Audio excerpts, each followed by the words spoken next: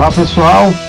Estamos iniciando mais um Cardioversando, o podcast da Sociedade Brasileira de Cirurgia Cardiovascular. Eu sou Acrísio Valente, diretor de comunicação da SBCV, e vamos conversar hoje com o Dr. Eduardo Rocha, nosso ex-presidente, gestão biênio 2021, sobre uma interessante linha de pesquisa que resultou em uma publicação nesse ano no Brazilian Journal of Cardiovascular Surgery, que chamou minha atenção, relacionada à correlação entre o nível de linfócitos no pós-operatório de cirurgias cardíacas com circulação extracorpórea e mortalidade. Esse estudo, inclusive, ganhou o prêmio de melhor trabalho no nosso congresso esse ano em São Paulo. Inicialmente, eu gostaria muito de agradecer ao professor Dr. Eduardo, nosso ex-presidente, pela gentil participação. E sem mais delongas, Eduardo, quando eu vi seu trabalho, eu li seu trabalho, eu achei algo interessante, e eu queria começar com a seguinte pergunta. Você poderia nos dizer o que levou seu grupo a desenvolver esse trabalho e qual foi sua hipótese inicial? Como é que surgiu isso tudo, essa ideia? Bom, antes de tudo, muito obrigado, Acris, pelo convite. Eu fico muito honrado, muito satisfeito. Espero poder contribuir aqui para a gente discutir um pouco sobre ciência, que é uma coisa muito legal e coisa que me dá muito prazer. Perdão, se você pudesse até depois falar o título da pesquisa, que eu não falei aqui, enfim, tá? Eu falo.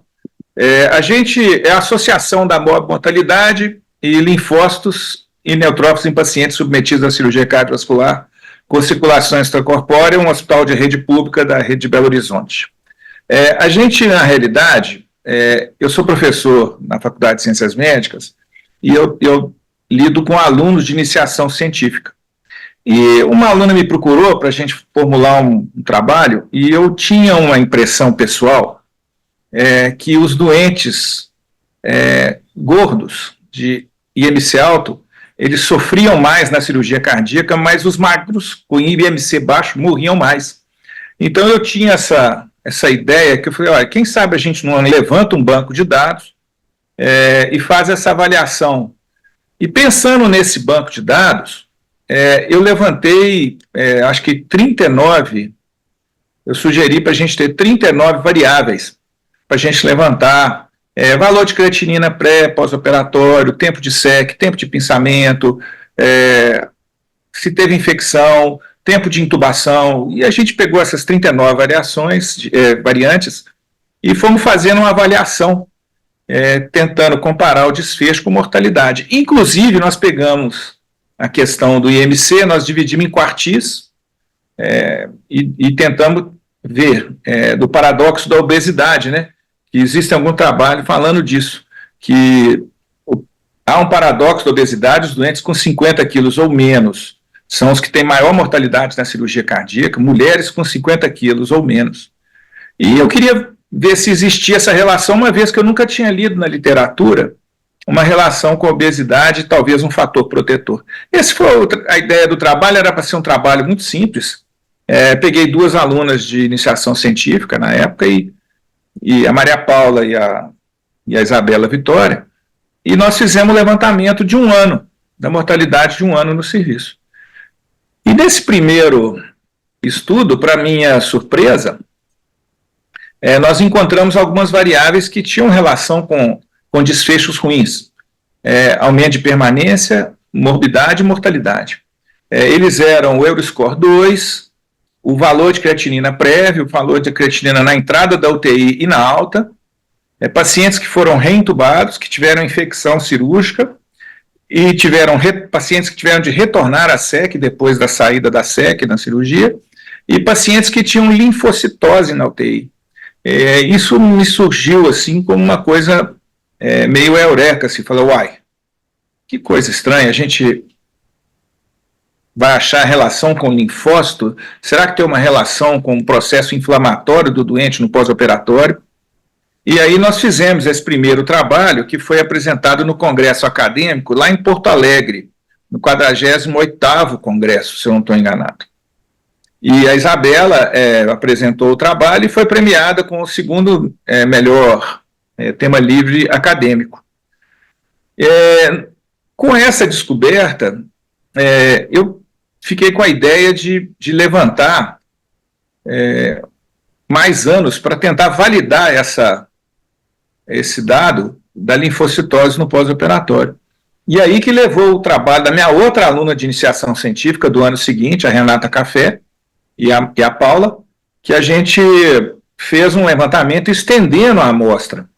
E foi exatamente isso que a gente fez. No que a gente estendeu a amostra, nós pegamos uma série consecutiva de 338 doentes e 39 variáveis.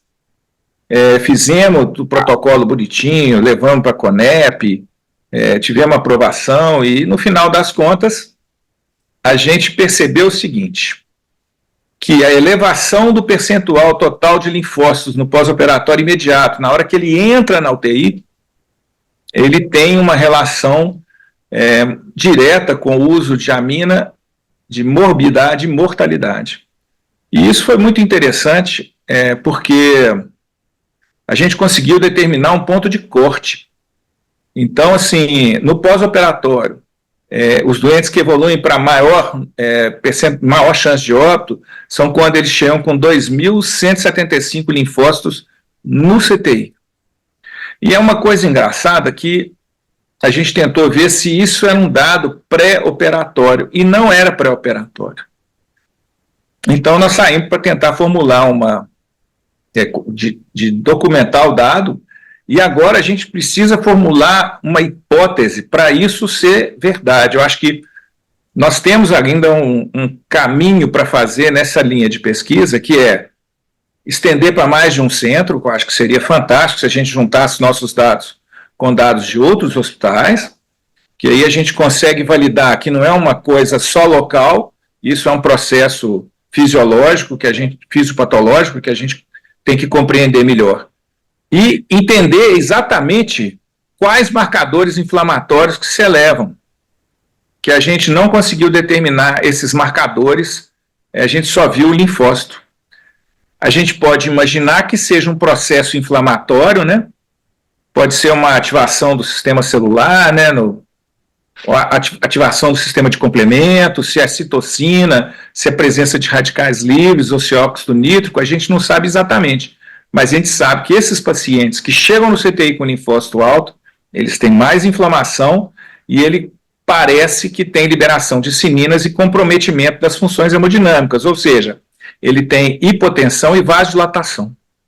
E muitas vezes tem que ser tratados com drogas vasoconstritoras, como noradrenalina, vasopressina, e algumas vezes a gente acaba até dando azul de metileno para interferir na síntese de óxido nítrico. Mas, na realidade, isso não está comprovado, as etapas, e que a gente precisava agora aprofundar esse estudo, ou abrir a janela para alguém estudar esse tipo de coisa em uma universidade com mais capacidade de pesquisa. E esses pacientes, então foram ao todo quantos? 339 na amostra que a gente fez de 4, 5 anos, mais ou menos.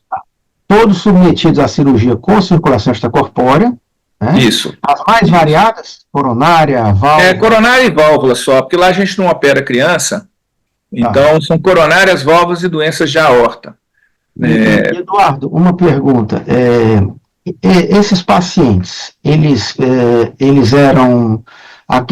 enfim, os que subiram e os que não subiram, o linfócito, eles eram homogêneos em termos de tempo de SEC, gênero, tipo de cirurgia, então não tem nenhuma interferência, o grupo que subiu mais linfócito não tinha mais, algumas coisas eu sei a resposta porque eu li no trabalho, mas provocando para quem está nos escutando entender, porque realmente é bem interessante. Então, a princípio, pelo que eu estou entendendo, você ainda está ali matutando, como diz o mineiro, né? Sobre o que pode resultar nisso. Porque eram grupos homogêneos, não tinha mais homem ou mulher. Não, os grupos eram semelhantes. Agora, é uma coisa interessante que a gente encontrou aumento na mortalidade em pacientes que têm creatinina elevada e pacientes com Euroscore elevado. Então, há uma relação do Euroscore com a mortalidade também. Na primeira amostra a gente teve, e a gente consegue perceber que os doentes mais complexos talvez sejam os que mais complicam, ou seja, tem pinçamento de aorta maior, mas a gente não consegue ver isso estatisticamente. Entendi. Estatisticamente, a gente não conseguiu separar esse grupo. Que seria, eu acho que uma coisa interessante, Cris, a gente tentar identificar qual doente que vai inflamar. Porque se a gente identificar algum fator antes da cirurgia, um fator preditivo, como no Euroscore a gente tenta prever a mortalidade, o que eu encontrei é que a gente não consegue prever quem vai subir linfócito. E esse seria um grande pulo do gato. Se a gente conseguir saber qual paciente, qual é o mecanismo, é a ativação do sistema de complemento, é citocina, é fator de necrose tumoral, qual marcador inflamatório vai subir, a gente não sabe exatamente. E é isso que eu acho que agora essa pesquisa precisa avançar, nem que seja em outra instituição, porque eu acho que ciência funciona um pouco como um programa de computador, um Windows, assim, você abre uma janela, o outro entra e abre outra janela que abre outra, e a gente tem que aumentar o nível de conhecimento. Se a gente tiver fatores que a gente identifique como fatores de mau prognóstico, a gente consegue instituir tratamento precoce.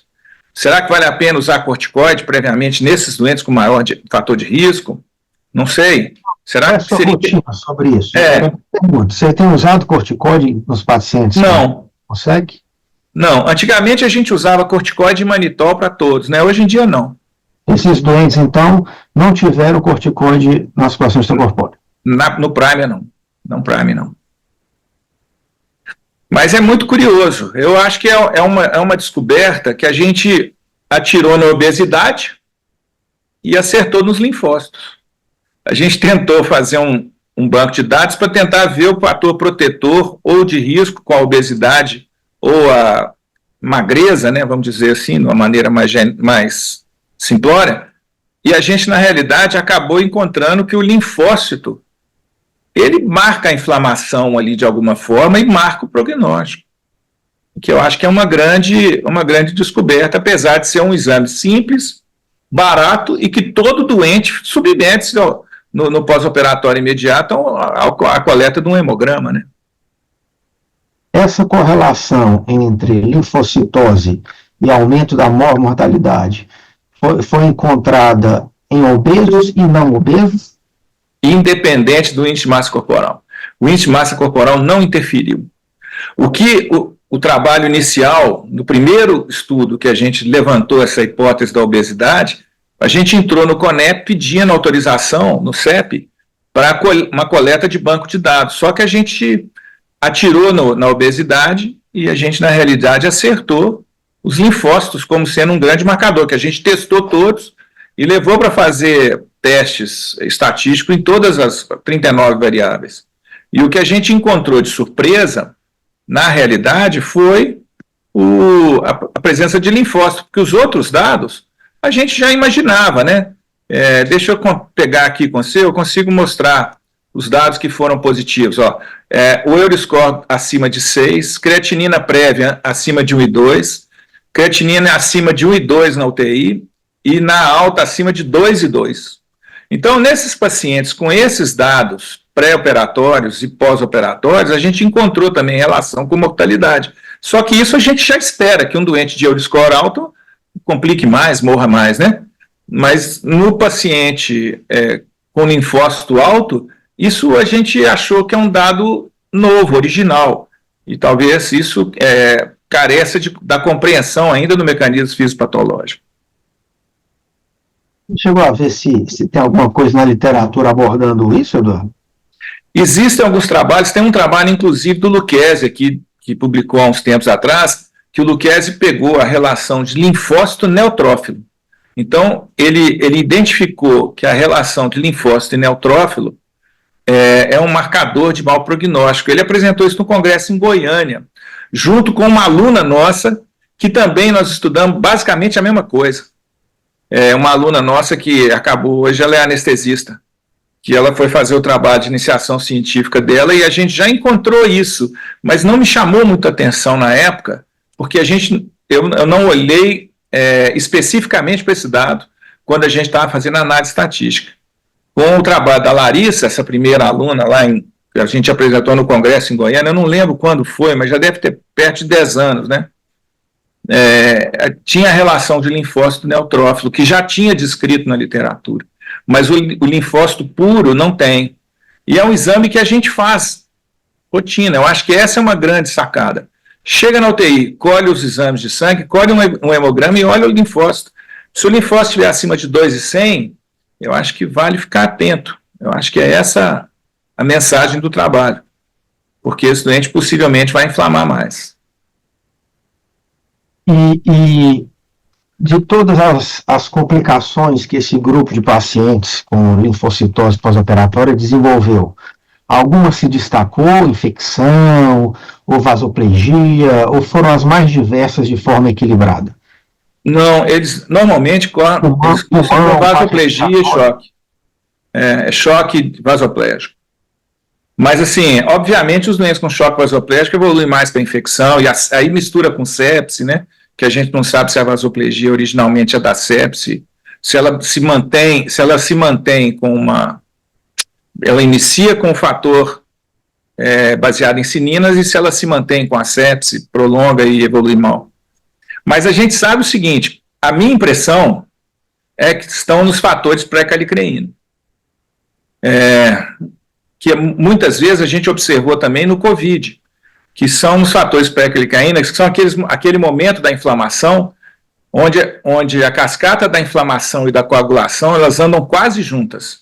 Aí ela vai cursar para a liberação de fator de complemento e sinina, e vai cursar para a formação de trombo, que eu acredito que seja nesse momento que seja o lugar para ser modulada a inflamação. Porque pode ser fator de isquemia, reperfusão, pode ser presença de fator de necrose, né, que uma proteína fragmenta, o organismo entende aquela proteína necrosada, fragmentada, como sendo um antígeno non-self. Mas isso que eu estou te falando agora são hipóteses que a gente levantou. Agora a gente precisa comprovar em que momento que nós vamos ver e qual marcador que nós vamos usar. E da nossa instituição, eu não tenho capacidade de fazer esse tipo de pesquisa aprofundando esse tema, mas eu acho que o caminho seria esse. Evoluir para uma tese, um doutorado, um mestrado, avaliando exatamente aonde que nós temos marcador inflamatório, e se a gente consegue determinar nesses marcadores quais são os que vão elevar e quais são os mecanismos fisiopatológicos. Porque o que a gente compreende é o seguinte, tem inflamação. Agora, aonde que é, exatamente aonde na cascata da inflamação que nós vamos encontrar alteração, e onde que a gente deve agir, eu ainda não tenho ideia. Então, uma das minhas perguntas, você já respondeu, é que não há como prever, então, nesse momento, se o doente vai subir ou não os linfócitos.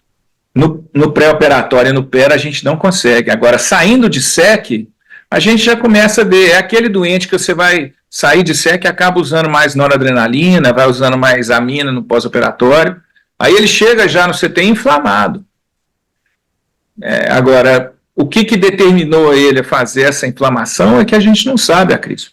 Eu acho que a gente abriu uma primeira janela, nós precisamos seguir estudando para aprender os mecanismos e o melhor modulador da inflamação.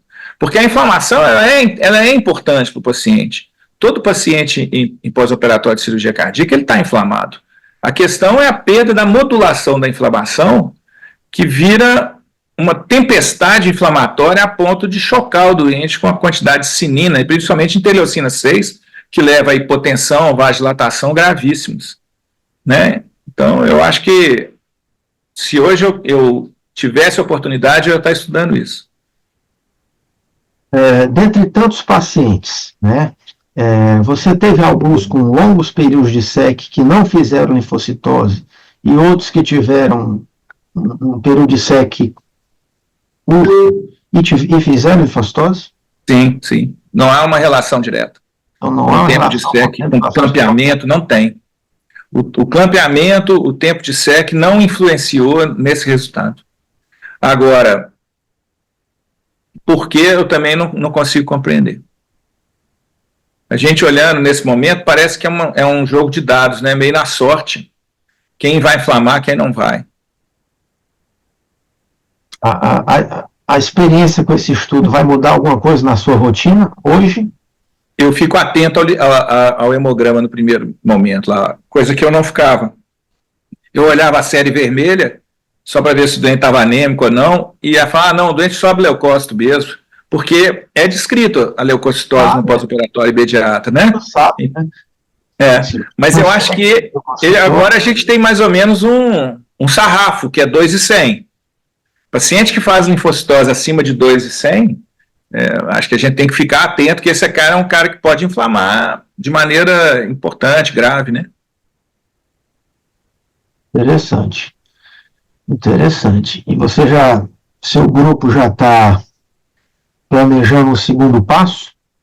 Pois é, o meu passo agora, eu queria juntar com uma grande instituição, que a gente consiga subir nossa amostra, que hoje é de 340, para um número perto aí de, sei lá, milhares, né, 1.000, 2.000 doentes, em mais de uma instituição, para a gente tentar colocar isso, tirar os vieses, né, de estar numa instituição só. Porque eu acho que pode ser uma coisa relacionada só aos meus doentes, né? Ou mesmo a gente pode tentar buscar em bancos de dados de instituições bem grandes que têm esses dados no pós-operatório. Fazer um estudo prospectivo, retrospectivo, em um número grande de pacientes e tentar ver se realmente o meu achado não é um achado institucional, ele é um achado realmente fisiopatológico que a gente encontra em todos os meios. Eu acho que era esse o momento da gente fazer isso. A casuística não é tão pequena, mas não se mostrou uma correlação em dados pré-operatórios com a linfocitose. E agora, eu deixei de operar no hospital universitário da faculdade há alguns anos, e por isso eu também não tenho mais um volume suficiente para seguir nesse momento, sabe, Acris? Eu tenho mexido só com pesquisa, com iniciação científica e com CEP. Então eu estou com um número de cirurgias mais limitados nesse momento, que eu não consigo fazer uma casuística, sei lá, de 1.000 doentes para a gente levantar e fazer uma amostra. Então é até bom esse podcast, quem sabe chega em alguém que se interesse a seguir o estudo, a gente pode estudar junto ou não, para seguir, para a gente aprender um pouco sobre esse tema. Eu acho que até um outro assunto interessante que a gente pode conversar um pouquinho é isso. A gente sabe que alguns centros participam de estudos multicêntricos, até internacionais, mas nós não encontramos tantos estudos multicêntricos nacionais, né? E existem, claro, na clínica existe muito, na cirurgia me parece que menos, mas eu arrisco a dizer que poucos, né? Então, nós poderíamos tentar potencializar nossas pesquisas com uma interligação multicêntrica mais Eu fico pensando no nosso registro. Se no nosso registro a gente não conseguiria fazer institucionalmente, às vezes, no registro que foi colhido nos anos 18, 19 e 20, se a gente não consegue validar esses dados. Que seria muito interessante a gente validar esses dados baseado no nosso registro. Que às vezes a gente consegue fazer um trabalho institucional da SBCCV, né, capitaneada talvez pela diretoria científica da sociedade, levantando um dado desse, mas é uma ideia que a gente tem, mas a questão toda passa por financiamento, interesse, confiabilidade de dados, né, que tem que ser dados confiáveis, senão você chega numa conclusão. Imagina se a minha coleta não é confiável, a gente chega nesse dado por um viés de coleta, por exemplo. É uma coisa que seria um absurdo, né? Então nós temos que ter dados confiáveis e o registro seria uma coisa boa para isso. Quem sabe? Insistindo até em outro gancho que a gente comentou, eu comentei rapidamente, a questão do corticoide na SEC. Você está convencido que não tem papel para o corticoide, já que está falando de inflamação, tudo, você acha que o corticoide tem alguma aplicação? Você acha que pode vir alguma reviravolta? Vamos falar um pouquinho disso aí. Nós fizemos uma revisão há uns anos atrás, com o uso ou não do corticoide na circulação extracorpórea, e não teve impacto em mortalidade. mas não tem impacto na mortalidade, não quer dizer que ele é útil ou não. A gente deixa de usar por falta de evidência, mas eu acho que é uma coisa para se refletir, sabe, Acriso? Eu como gente que gosta de pesquisa e faz pesquisa, eu tendo a não ter preconceitos, sabe? De repente estuda de novo, estuda para ver se o valor dos linfócitos muda usando ou não o corticóide.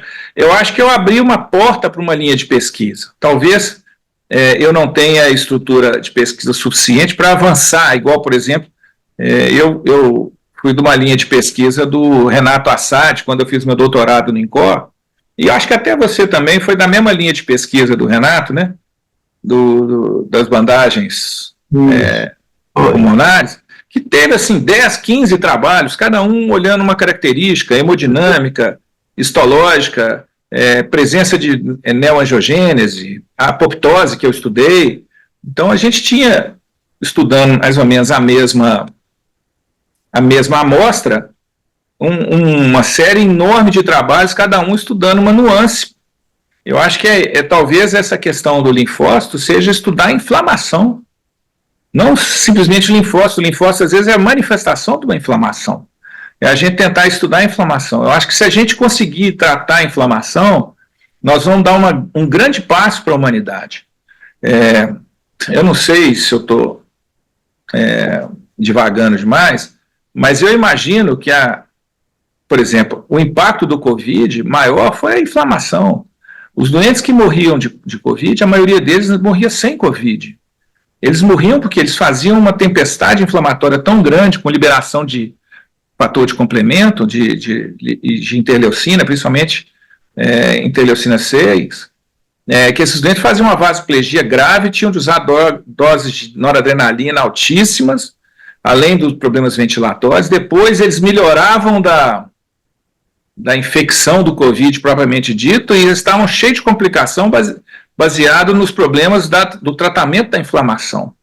E eles não conseguiam modular a inflamação. Então, eu não sei se eu estou divagando, mas eu acho que a inflamação é possivelmente uma fronteira que vai dar um salto e vai dar um corte epistemológico no entendimento da nossa sobrevida em doenças graves.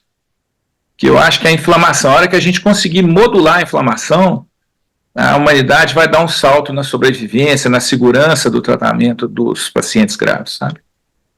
Não tenho dúvida. Nós, cirurgiões, principalmente, gostamos de ter controle sobre todos os aspectos relacionados à nossa cirurgia. E nós buscamos isso, e temos que buscar mesmo.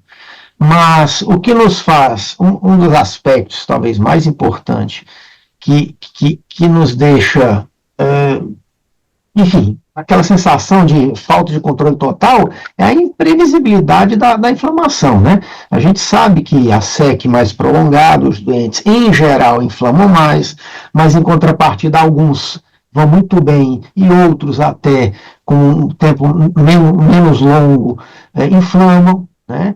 E se a gente tivesse esse controle, né, realmente a cirurgia seria mais previsível, né?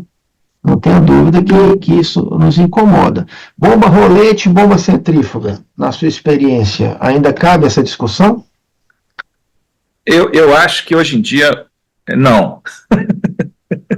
Eu acho que a cirurgia do século XXI, ela precisa de ter cell saver, né? Ela precisa ter sistema de recuperação de sangue, ela precisa de ter bomba centrífuga, oxigenador de membrana, ela precisa ter medidor de débito e ter ecocardiograma. Infelizmente, essa não é uma realidade, né? A gente usar aqueles medidores de débito não invasivo, né, também, que são sensacionais, né? A gente não consegue porque vai ficando caro o processo. E há uma coisa que eu também gostaria de levar as pessoas a pensarem. Qual é o custo real das coisas? Porque se você for pensar, por exemplo, na bomba centrífuga, você sabe o valor dela em espécie. Ela custa, sei lá, X reais. Mas quanto custa a permanência na UTI prolongada, a intubação um pouco maior, a inflamação, a necessidade do uso de plaqueta e de outros hemoderivados. Então, o custo real não é tão simples de calcular.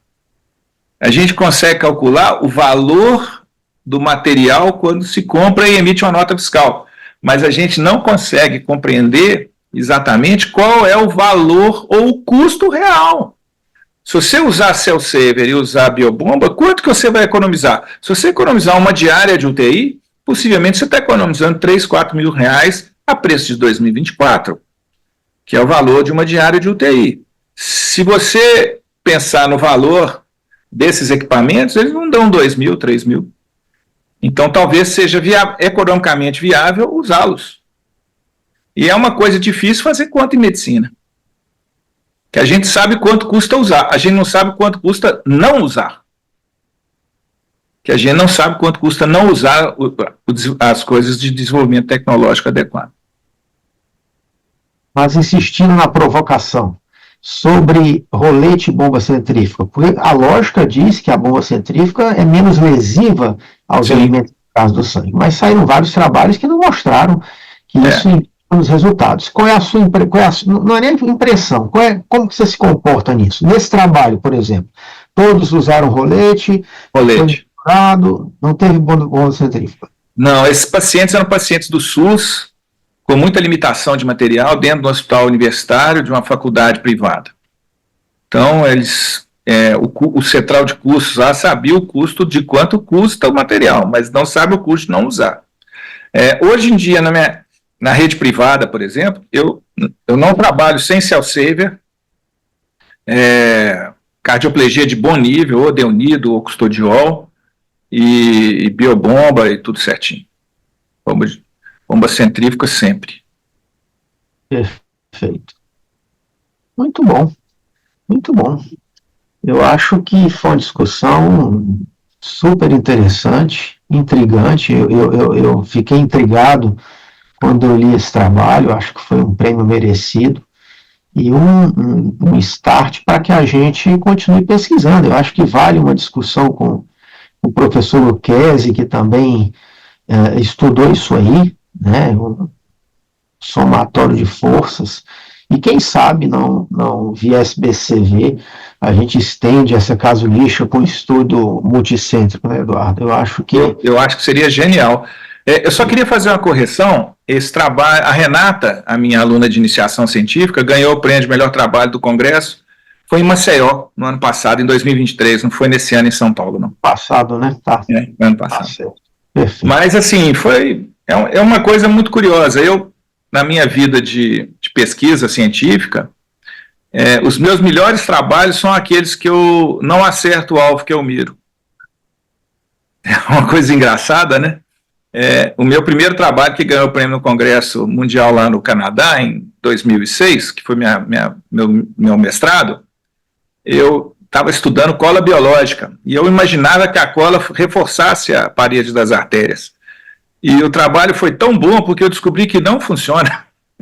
Ele não reforça a parede da artéria, ele diminui o número de pontos que você dá. Então, uma coisa que eu percebi assim, a gente não pode ter preconceito, não pode ter compromisso com o resultado. Você tem que apresentar o resultado que você encontra, que muitas vezes pode parecer paradoxal, um paradoxo, como nesse trabalho, né? Isso eu aprendi cedo, viu, Eduardo? Só contar essa história aqui que vale.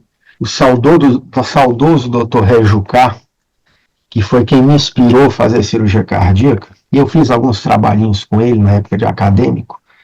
Um dia a gente estava fazendo um trabalho que no meio, um trabalho que me deu muito trabalho, e no meio eu estava vendo que a gente não ia mostrar aquela nossa hipótese. E ele chegou, calma, Cris, mesmo assim é importante. Aí me contou uma história muito engraçada, que na época de faculdade dele, um amigo desenvolveu um estudo que era o valor nutritivo do murici. E ao final ele concluiu que o murici não tinha valor nutritivo, né? Esse coitado ganhou o apelido de murici a faculdade inteira, né? E ele me contou isso brincando, e isso me marcou, Você sabia que determinada fruta, A, ou B ou C, não tem valor nutritivo? A gente não sabe, não deixa de ser um dado importante. Então fica realmente, foi muito importante essa sua colocação, que fica isso para os alunos, para os acadêmicos, para os residentes mais jovens que têm essa queda acadêmica e científica, para não desanimar. As hipóteses existem, que são aquelas que instigam a pesquisa, mas a não confirmação das hipóteses não invalida o estudo, né? Não, é um dado importante. Até para o outro também não perder tempo com isso. Perfeito.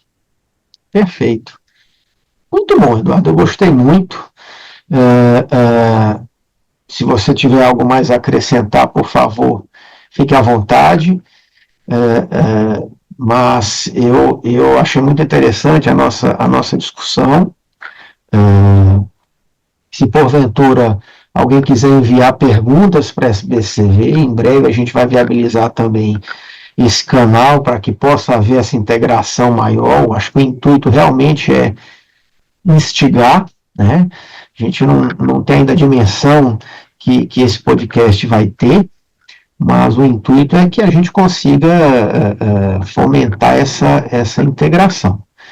E eu queria mais uma vez agradecer muito a sua disponibilidade e te ceder aí esses momentos finais para que você conclua, por favor.